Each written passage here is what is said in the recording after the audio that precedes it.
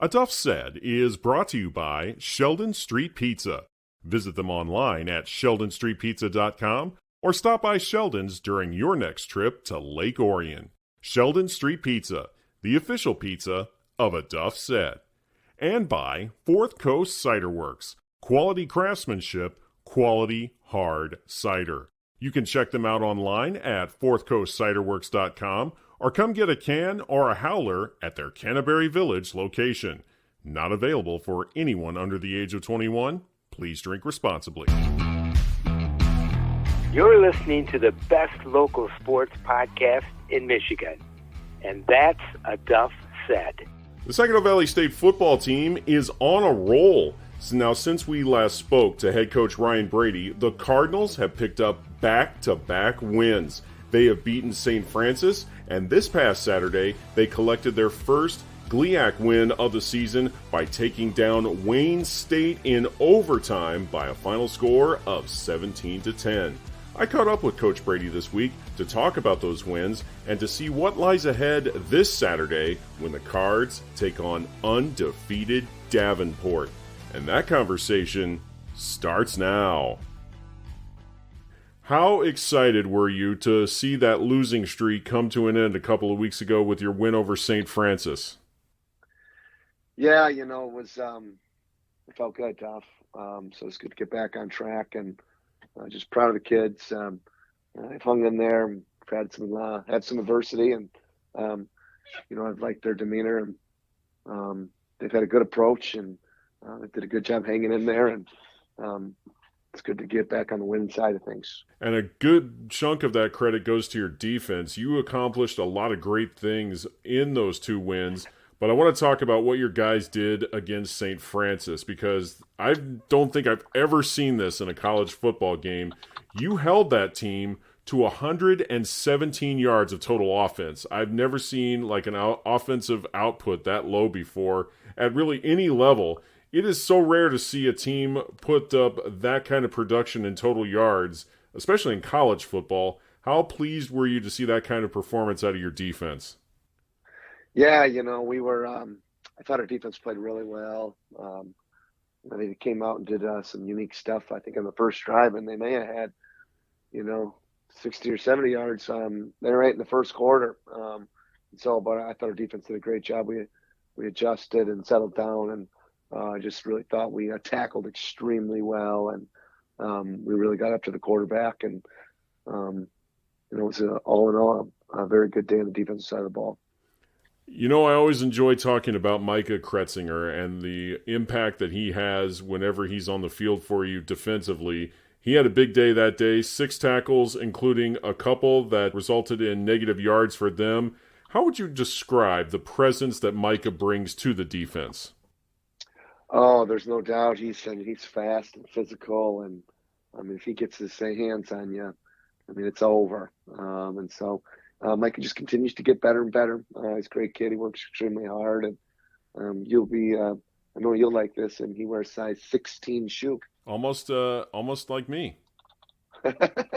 I'm right there at 14, so I'm not too far behind. He and I must have a hell of a time trying to find shoes that fit. But yeah, Micah's a stud, and he had a great game last weekend. I think he had like 17 tackles or something, and a couple TFLs, and forced a fumble, and so he's playing well. When did you first discover Micah, and how did you hear about him, and what was it about him that you just were drawn in, and that was a guy that you wanted in Cardinal Red? Well, I was fortunate that when I took this job, they had already signed him. So he was just part of the signing class 2019, and so my first year was Micah's true freshman year, and so he's grown. He is he might have been 205 pounds when we first met, and now he's pushing almost 235 pounds, and I've seen him as big as 255 or 260. But what's really impressive about him is how fast he is. He is fast, really fast. He had a pick 6 last year in a game. He's already had a pick 6 this year. If he gets his hands on his ball, he's going to take it. He's tough to deal with. So for his size and his power, he's got great speed as well. How would you just describe him as a member of this team? What's it like to just be around him out on the field and practice and just see him around campus from time to time? Oh, he's a great kid. He's got a great personality. He's very polite, very well spoken, and he's a servant leader. He likes to do for others. And he's always interested in doing what's best for the team. He's always got a good, so he's got a smile on his face, and he always has a good attitude, and he's just always a fun guy to be around. Sounds like he walks with a little bit of swagger, and you kind of have to when you got size 16 shoes. Yeah, well, he's not super tall. He's probably 6'1" and some change. So you think if you had size 16 shoes, you'd be like 6'6". But yeah, we're talking about like Shaq here almost. So, but he's an incredible athlete, an incredible person, and a very good student as well. That's a guy that come senior day, you're going to have a lot of great things to say about him, but at the same time, it's going to be hard to see him hang it up. Yeah, I'll be crying when that day comes, Duff. But he's got another year after this one, so we're not done just yet. Best is yet to come. So yeah, that's a guy that in a year or two we might hear him mentioned in the same breath as Trevor Nowatzki and Nick Whiteside, guys that are currently on practice squads in the NFL. Yes, sir. And I'm sure that is Micah's plan. He works very hard, and he's got big goals, and he's got the ability. He can do it. He could be one of the next ones for sure. What does that say about your defense and where they are right now as we head into the final stretch of the season? Yeah, our defense has really found their way. They've really got their confidence back, and I've seen a lot of guys really step up their game. Eli Gordon had a great game last week and was GLIAC Defensive Player of the Week. And Brandon Rawls played extremely well. Adam Leduc, who's a redshirt freshman, he's leading the GLIAC in sacks right now. So defensively, we're really hitting our stride, and offensively, we've had our struggles, but we're close. We're really close. We just need to find a way to, cut down on some of the drive stopping penalties, and those have really hurt us in the last few weeks. And we've got the ability and the makeup to be dynamic, and so hoping that we can put it all together this week. I was so happy to see Eli get GLIAC Defensive Player of the Week honors. He had a huge game for you in this win that you had this past Saturday against Wayne State. Didn't come easy. You had to go into overtime to gut it out, but Eli was a big part of that. He made a huge tackle in open field to stop the Warriors on a fake punt attempt, and then he gets a pick in overtime that kind of set things up for you guys to go in for the winning score. And like we said, that effort made him GLIAC Defensive Player of the Week. How thrilled were you to see him give you that kind of effort and then get recognized for it the way he was? Yeah, just really proud of him. And he's had a couple back-to-back weeks. He played really well against St. Xavier, and his special teams Player of the Week against them. And so he's really found his stride. So really pleased by that. Happy for him, and it's really elevated our defense. So expect more big things to come. What can you tell me about Eli? We haven't really had a chance to talk to him over these last couple of years. What kind of presence does he bring to the defense? Yeah, Eli's he's really smart. He's a task-oriented guy, and so he's very analytical. And so he's very aware of everything that's going on the football field, and that's what makes him special out there. He's obviously very fast and explosive, but it's his intuition that gets him to where the ball is, and he's really good at sniffing things out, like that fake punt last week. Then the week before, he sniffed out a fake punt. I mean, he's got sniffed out 2 fake punts in the last 2 weeks, and has made big play after big play on the defensive side of the ball. So Eli's really finding his way right now. Yeah, special teams for your opposition are going to have to figure out where he is at all times because, like you said, he's got like radar now whenever it comes to that sort of thing.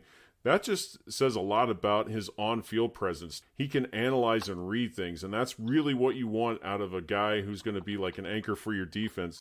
Yeah, and that's just who Eli is. And so he was a heck of a special teams player in high school. I mean, really, when you watch this highlight tape, you'd say, "Oh my gosh, wow!" I think he blocked 10 or 11 kicks his senior year, which is almost a state record. And so he's that guy. He's not only a dynamic player on defense, but on special teams as well. He's almost like a versatile threat for you. Yeah, he is. He really is, and he plays field safety for us and weak side safety. So he directs traffic back there, and makes our calls, gets us into the right checks, and he's a very good tackler, really good tackler. How did you discover Eli? Well, he's from Midland High School, and so she's just right up the street, and just got a good relationship with their high school coach, and he reached out and said, "Hey, I really think you need to take a look at this guy," and I took a look, and I said, "Wow, I really like him," and then when Eli came to visit, we just we fell in love with him right away. I mean, he was awesome and just a great guy to be around, and really just loved football, and I just loved his personality. It was just talk, and football, and that was really cool. You just love guys that are like that. When I had the good fortune of working near Midland, and I got to see a lot of Kimmicks and Dow games, I saw so much great talent come out of both of those football programs. Both schools are very talented and very deep with football talent out there. Was he a Kimmick, or did he go play for Dow? He was a Kimmick, yeah. So his nickname was the Midland Missile, and so because he's just like a shot out of a cannon coming off the edge. Blocking punts and blocking extra points and field goals. So that name's just kind of stuck with him here. Every Friday night out in Midland, it's an atmosphere almost similar to what you guys have at Saginaw Valley. The stadiums are comparable in size somewhat, and he was used to playing in front of those big crowds because the whole town comes to fill up that stadium every night, regardless of which school is playing there. So he probably relishes playing in those big game atmospheres. Yeah, he does for sure. He's performed well in the big moments for us this year, and so I'm excited to watch him finish the season off. And he's another guy that's got two more after this year, so the best is yet to come. Well, this week you've got Davenport, and they are 7-0 coming into this Saturday, but looking at their schedule, they haven't faced Fair State, and they haven't taken on Grand Valley yet. You guys are standing in their way before they get to those games. And you had such a great game against them last year. That one went down to the wire. You had them on the ropes, even though they managed to hold on for the win. What would it mean for this year's group to be the ones to hand them a loss as they get ready to play the toughest part of their schedule going into the final couple of weeks of the season? Yeah, obviously, it's a big game, and we're excited about our opportunity. And, definitely, it was a nail biter a year ago. And, unfortunately, we didn't come out on the winning side of that game. And, give credit to Davenport. And, they got the job done. And, we just felt like we left a lot out there and, shot ourselves in the foot an awful lot in that game last year. But we think it's going to be a battle. They're a good football team, and so are we. And these two teams, I think, match up very well. So it's going to be a fun one. This is one of those games that you work hard all year for opportunities to play in games like this. So we're excited. We're excited about our opportunity.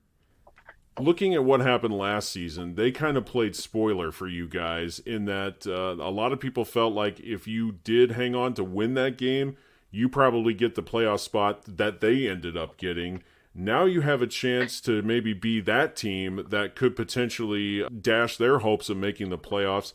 Has that come up much in practice, or are you just more or less focused on what really is important, and that's getting a win on Saturday? Yeah, I mean, it's really all about us. I mean, I'm sure our kids are talking about it. That those are things that motivate young people. But from a coaching staff perspective, and we need to focus on the things that we need to do to play better. So that's my concern, is not getting caught up in all of that. But I know our guys are fired up about their opportunity, and we feel like we've got our momentum back, and so we're continuing to play good football, and who doesn't like playing in big games? I mean, this is just what it's all about. And you're probably going to get some good weather this weekend. It's not going to be cold. It might be a little rainy, but you're going to get some good fall football weather. The leaves are still hanging on a little bit, and the atmosphere should be pretty electric, even though you guys are going to be on the road this week. This is one where I think a lot of people should be dialed in, because they're probably going to see another good football game between Davenport and Saginaw Valley. Yeah, it'd be great. I would love for us to travel well, and we have a lot of alums in the Grand Rapids area, and we do have a good following when we go on the road. We went to St. Xavier in a 40-mile-an-hour crosswind in a monsoon. We had a lot of people there, so that was cool to see on a long trip like that, and in miserable conditions. I mean, oh my gosh, it was so bad. I mean, it was 40-mile-an-hour wind and sideways rain and 38 degrees or something crazy, and so it was not the perfect conditions to want to go and score a lot of points. But this has got the making to be a great game on Saturday. So this should be a great Week 9 matchup between the Cards and Davenport. Coach Ryan Brady, thank you so much for making the time this week. Good luck to you and your guys. Thanks, Steph. I appreciate it, buddy. Would you like to hear more about the Saginaw Valley State football team? Then head to my website, aduffsaid.com. Now you can get instant alerts to your mobile device anytime a new episode about Saginaw Valley State football drops. All you have to do is become a subscriber to A Duff Said by going to Podbean, Apple Podcasts, the iHeartRadio app, or wherever you get your podcasts. You can also follow this show over on my Facebook page, Sports Journalist Duff Tyler, and you can follow me on Twitter/X just by looking me up at Duff Tyler. Our announcer today was the best high school sports public address announcer in the state of Michigan, Steve Gale. Steve is going to have some great times this weekend announcing the first playoff game for the Freeland Falcons. As for myself, I'm Duff Tyler, reminding you that if Duff said it, it must be true, because that's what a Duff said. Thanks for listening, folks. You don't have to go home, but you can't stay here.